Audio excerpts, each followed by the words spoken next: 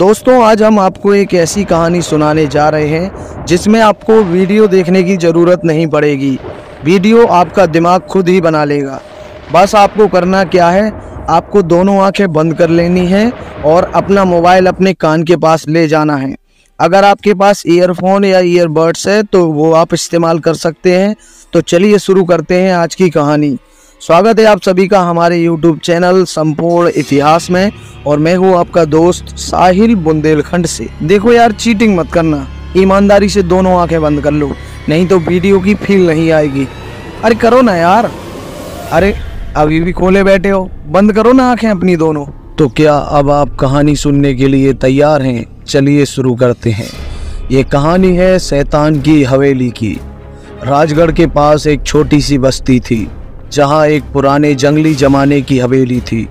लोग उस हवेली से दूर रहते थे क्योंकि वो हवेली भूतिया मानी जाती थी। हवेली के मालिक राजा वीर सिंह अपने समय के बहुत कठोर और निर्दयी शासक थे। कहते हैं कि उन्होंने कई लोगों को विविध कारणों से सजाएं दी थी। मृत्यु के बाद अब उन लोगों की आत्माएं उस हवेली में भटकने लगीं। एक रात राजगढ़ के नौजवान और निडर लड़के रवि ने फैसला किया कि वो हवेली का रहस्य समझेगा। उसने अपने दोस्त अमित और पंकज को अपने साथ चलने के लिए राजी किया।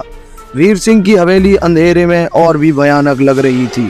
तीनों ने अपने हाथ में टॉर्च ली और दरवाजा धकेलकर अंदर घुस गए। हवेली के अंदर सब कुछ पुराना और टूटा फूटा था। दीवारों पर बड़े बड़े झरोखे और राजा महाराजाओं के पुराने चित्र लगे हुए थे। एकदम घना सन्नाटा था, सिर्फ तीनों के कदमों की आवाज़ सुनाई दे रही थी। रवि ने सबसे आगे बढ़ते हुए एक पुरानी सीढ़ी चढ़ना शुरू की जो हवेली के ऊपरी हिस्से में जाती थी। सीढ़ियां चढ़कर वे एक बड़े हॉल में पहुंचे। हॉल के बीच में एक बड़ा पुराना झूलता लैंप लटक रहा था जो हल्की सी हवा से हिल रहा था। तभी उन्होंने एक धीमी सी आवाज़ सुनी, जैसे किसी के रोने की आवाज़ हो। तीनों लड़के समझ नहीं पाए कि वो आवाज़ कहाँ से आ रही थी। अमित ने अपनी टॉर्च एक दूसरे कमरे की तरफ मोड़ी जहाँ से आवाज़ आ रही थी। कमरे में बिल्कुल सन्नाटा था, बस एक पुरानी कुर्सी और एक बड़ा सा शीशा था।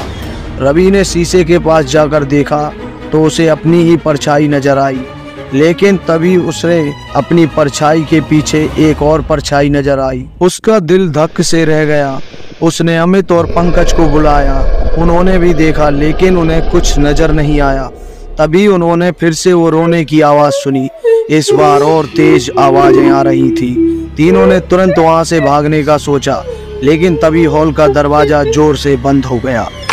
पंकज ने दरवाज़ा खोलने की कोशिश की लेकिन वो बहुत जोर से बंद था।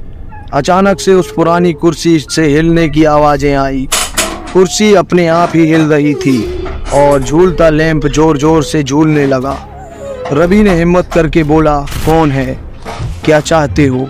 तभी एक ठंडी हवा का झोंका हॉल में घुस गया और एक आत्मा का साया उनके सामने आकर खड़ा हो गया। उसने कहा, मेरा नाम राजा वीर सिंह है। मेरा जीवन यहाँ अत्याचार करते हुए बीत गया। अब मेरी आत्मा यहाँ पर बंद है और मैं अपनी मुक्ति की तलाश में हूँ। तुम लोग यहाँ से चले जाओ वरना तुम भी इसी हवेली का हिस्सा बन जाओगी। तीनों ने तुरंत माफ़ी मांगी और कहा कि उनका कोई बुरा इरादा नहीं था। आत्मा ने उन्हें एक छोटे रास्ते से बाहर जाने का संकेत दिया। तीनों तुरंत उस रास्ते से बाहर निकल गए और सीधे हवेली से दूर भाग गए। अगली सुबह रवि, अमित और पंकज ने अपनी कहानी पूरी बस्ती में सुनाई। लोगों ने उन्हें सुनकर हैरानी भरी नज़रों से देखा। उस दिन के बाद किसी ने भी उस हवेली के पास जाने की हिम्मत नहीं की।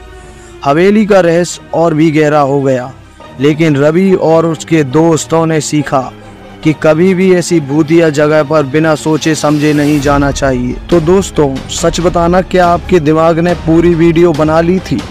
क्या आपके दिमाग में ही सारी वीडियो अपने आप बन गई थी? और क्या आपको वीडियो पसंद आई? अगर वीडियो आपको पसंद आई हो तो कृपया हमारे चैनल को सब्सक्राइब करें और बेल आइकॉन को भी ज़रूर दबाएं। हाँ, एक बात और, कल इसका दूसरा भाग आने वाला है, तो शाम को 5 बजे के बाद आप तैयार रहना। धन्यवाद।